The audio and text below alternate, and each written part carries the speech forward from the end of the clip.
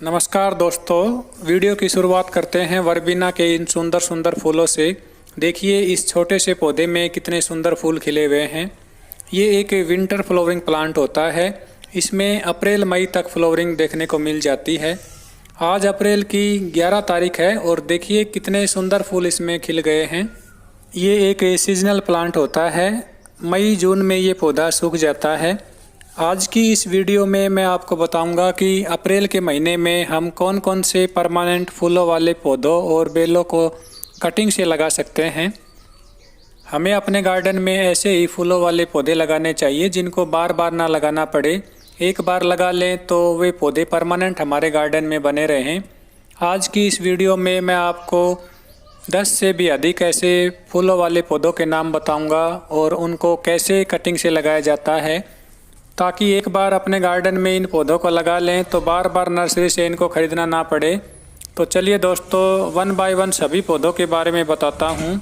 इन सभी पौधों को आप इस समय अप्रैल के महीने में कटिंग से लगा सकते हैं।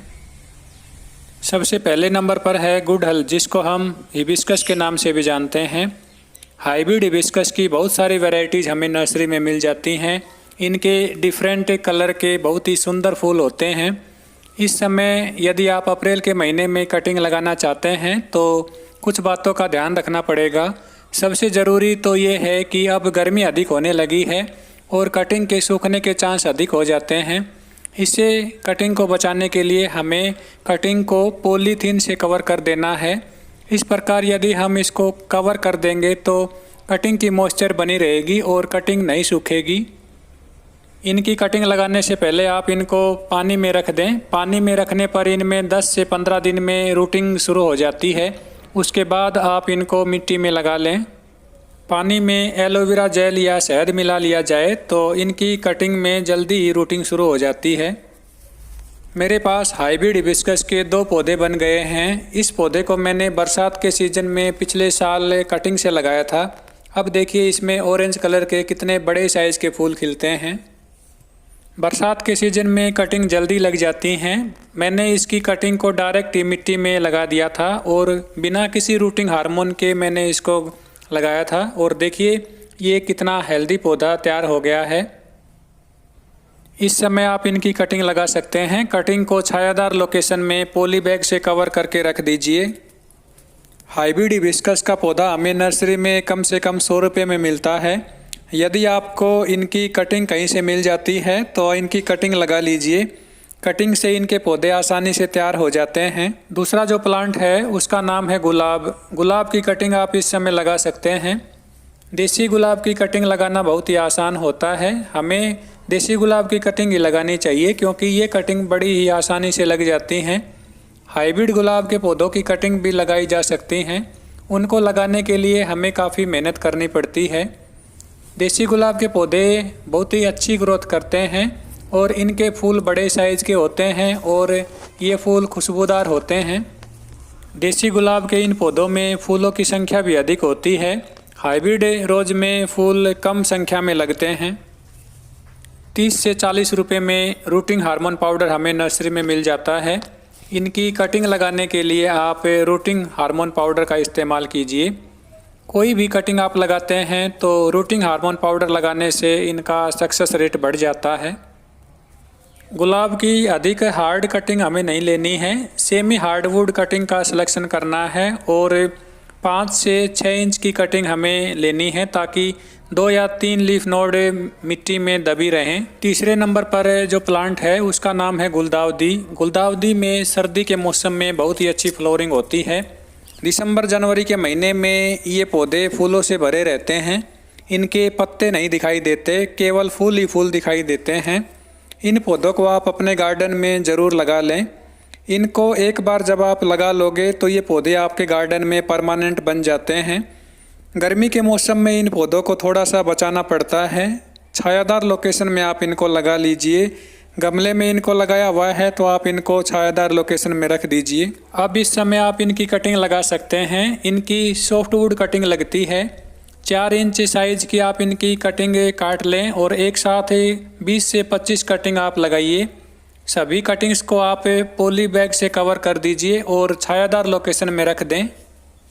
गुलदाउदी को डिवाइड करके भी लगाया जा सकता है। इनके पौधे रूट समेत आसानी से अलग हो जाते हैं। अब इस समय आप रात की रानी की कटिंग भी लगा सकते हैं। रात की रानी का पौधा रात के समय खुशबू देता है। इसको हम नाइट ब्लूमिंग जैस्मिन के नाम से भी जानते हैं। ये देखिए, इसमें फ्लावरिंग बर्ड्स निकली हुई हैं। इसकी सॉफ्ट कटिंग नहीं लगेगी, इसकी सेमी हार्डवुड कटिंग हमें सेलेक्ट करनी है।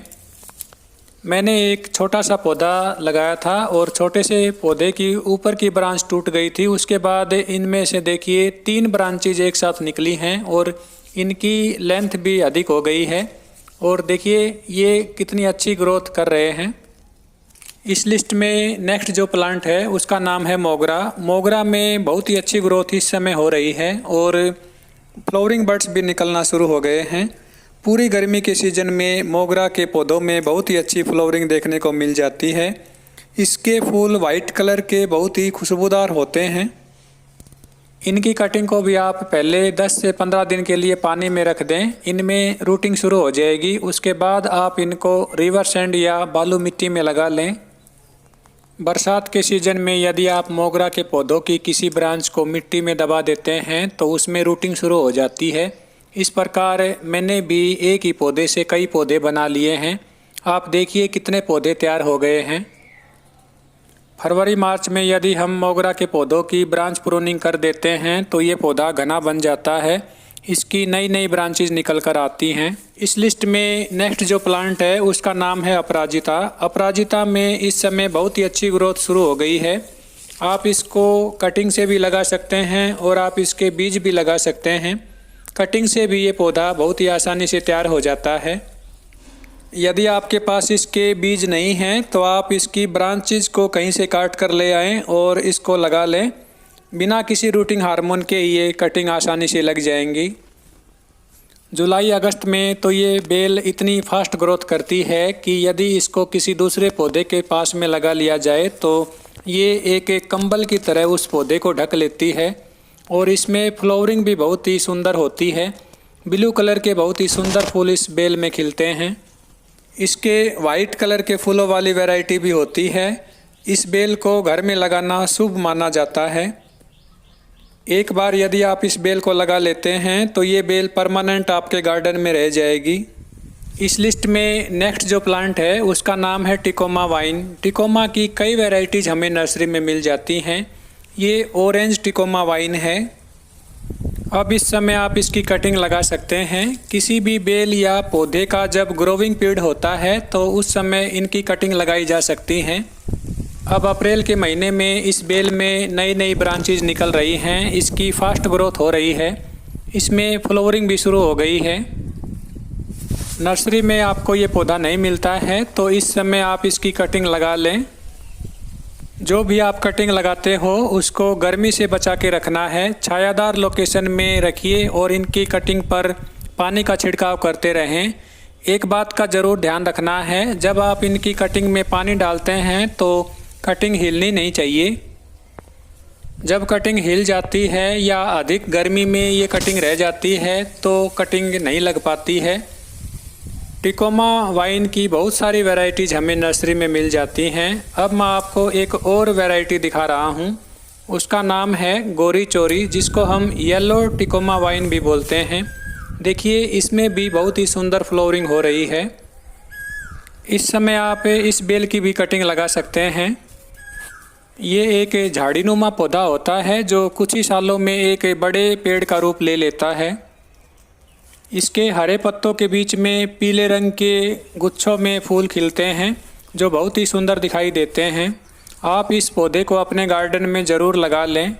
इसको आप बीज से भी लगा सकते हैं। जब इसके फूल सूख जाते हैं तो फलियां बनती हैं और फलियों से इसके बीज अपने आप ही नीचे बिखर जाते हैं और इनके नए नए पौधे अपने आप ही उग जाते हैं। ऐसे बहुत सारे पौधे होते हैं जिनको एक बार ही अपने गार्डन में लगाना होता है। बार बार हमें इनको लगाने की आवश्यकता नहीं पड़ेगी। ये सारे पौधे ऐसे ही पौधे मैं दिखा रहा हूँ जो एक बार लगा लिए जाएं तो अपने आप ही ये ग्रो होते रहते हैं, परमानेंट हमारे गार्डन में बन जाते हैं। नीचे ज़मीन में यदि इन पौधों को लगा लिया जाए तो इनकी बहुत ही अच्छी ग्रोथ हो जाती है। आप देखिए इसमें कितनी अच्छी ग्रोथ हो रही है। मैंने इनको नीचे ज़मीन में लगा रखा है। यदि आपके पास जगह नहीं है तो इनको बड़े साइज़ के गमलों में भी लगा सकते हैं। 1-2 साल तो इसकी बहुत ही अच्छी ग्रोथ होती रहेगी और इसमें फ्लावरिंग भी होगी। उसके बाद इनके गमले रूट बाउंड हो जाते हैं। बार बार हमें इनको रिपोर्ट करना पड़ता है। इनको निकालकर इनकी ब्रांचेस को ट्रिम करके दोबारा से नए गमलों में लगाना होता है। अब मैं आपको एक और प्लांट दिखा रहा हूँ जिसको हम थनबर्जिया के नाम से जानते हैं। ये प्लांट भी मैंने नीचे ज़मीन में लगा रखा है। इसमें ब्लू कलर के फूल खिलते हैं और ये एक बेल की तरह बढ़ता है। अब इस समय आप इसकी भी कटिंग लगा सकते हैं। जो भी आप कटिंग लगाते हैं इनको छायादार लोकेशन में ज़रूर रखिए। इनको सूखने ना दें और पॉलीथीन से इनको कवर कर दीजिए। ज़्यादातर पौधों को कटिंग से लगाया जा सकता है।